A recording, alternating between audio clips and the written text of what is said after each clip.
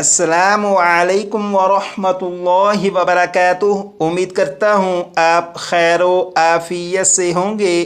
آسان اور مختصر تجوید القرآن کورس کی الحمدللہ یہ کلاس نمبر 28 ہے، اور کلاس نمبر 28 تجوید کے قواعد کی آخری کلاس ہے، کیونکہ کلاس نمبر 28 کے بعد تجوید کے قواعد نہیں پڑھیں گے،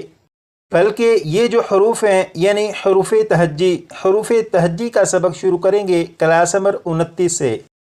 اس لیے آج کی کلاس نمبر 28 تجوید کے قواعد کی آخری کلاس ہے، اور آج کی کلاس میں تجوید کے کون سے قاعدے پڑھیں گے، آئیے اب ان کی طرف چلتے ہیں۔ یہاں پر لکھا ہے نون ساکن اور تنوین کے 4 قاعدے ہیں: اظہار، اخفاء، ادغام، اقلاب۔ ان 4 قاعدوں میں سے یہ جو قاعدہ ہے یعنی ادغام کا قاعدہ، ادغام کے قاعدے کے بارے میں پڑھیں گے۔ یہاں پر لکھا ہے ادغام، اور ادغام کا معنی ہے ملانا۔ نون ساکن یا تنوین کے بعد حروف یرملون میں سے کوئی حرف آ جائے تو ادغام ہوگا۔ یہاں پر لکھا ہے حروف یرملون 6 ہیں: یا، را، میم، لام، واو، نون۔ یہاں پر جو لکھا ہے نون ساکن یا تنوین، یہ جو لفظ ہے تنوین، اسے فی الحال نہیں پڑھیں گے۔ نون ساکن کے بعد حروف یرملون میں سے کوئی حرف آ جائے تو ادغام ہوگا۔ اس کا مطلب یہ ہے کہ نون ساکن کے بعد ان 6 حروف میں سے اگر کوئی بھی حرف آ جائے تو نون ساکن کو ان 6 حروف میں سے جو بھی حرف آیا ہوا ہوگا اس حرف میں ادغام کر کے یعنی ملا کر پڑھنا۔ جیسے یہاں پر دیکھیں، یہاں پر نون ساکن ہے، نون ساکن کے بعد یا ہے، اور یا حروف یرملون میں سے ہے۔ جب نون ساکن کے بعد یا حروف یرملون میں سے ہے تو نون ساکن کو یا میں ادغام کر کے پڑھیں گے، ملا کر پڑھیں گے۔ جیسے یہ لکھا ہوا ہے بسم اللہ الرحمن الرحیم، من یومن، لیکن یہاں پر نون ساکن کے بعد کیونکہ یا ہے تو نون ساکن کو یا میں ادغام کر کے پڑھیں گے، اور اس طرح پڑھیں گے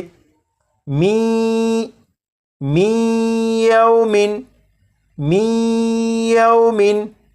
تو یہ نون ساکن کو یا میں ادغام کر کے پڑھا گیا، لیکن قرآن پاک میں کچھ الفاظ ایسے بھی ہیں کہ ان میں نون ساکن کے بعد حروف یرملون میں سے اگر کوئی حرف آ بھی جائے تب بھی نون ساکن کو حروف یرملون میں سے کسی بھی حرف میں ادغام کر کے نہیں پڑھیں گے۔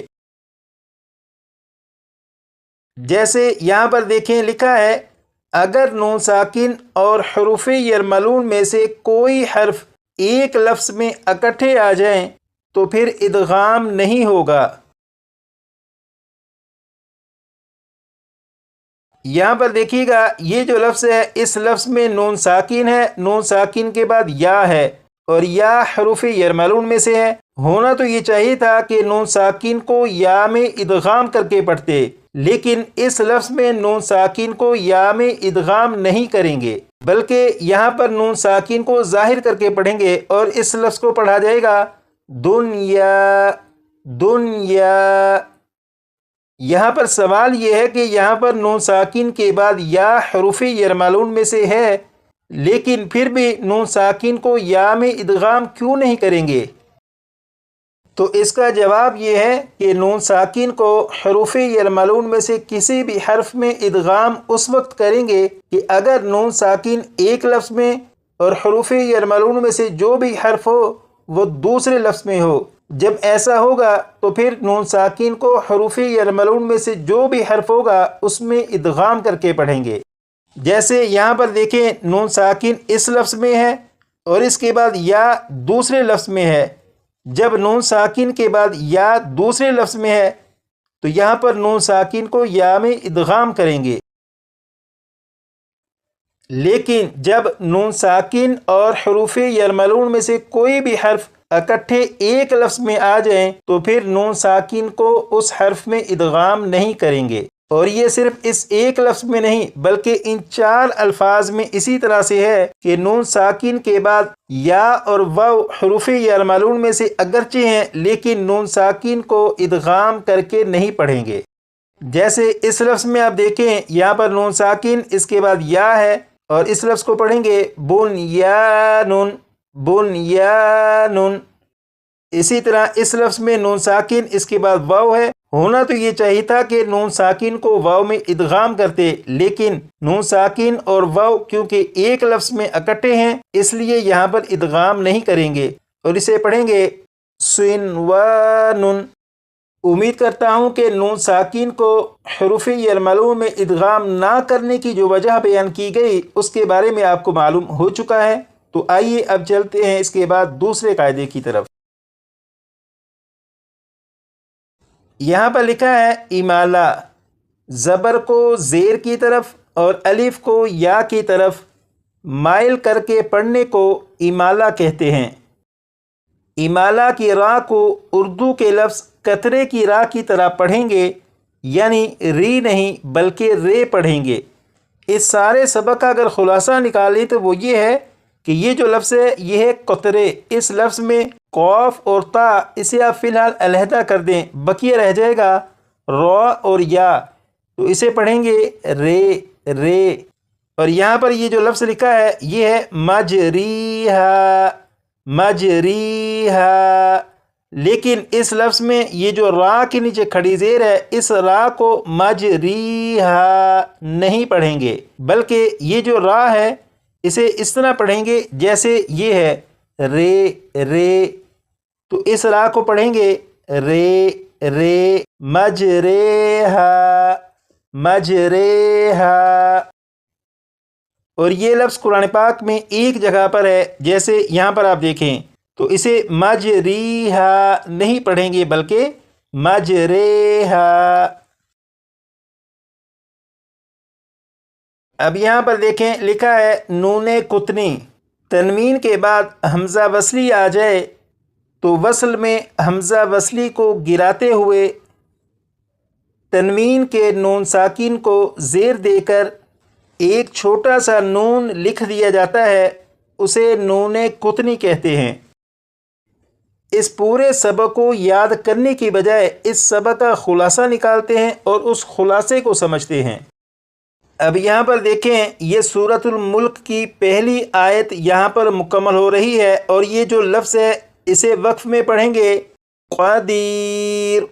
قدیر،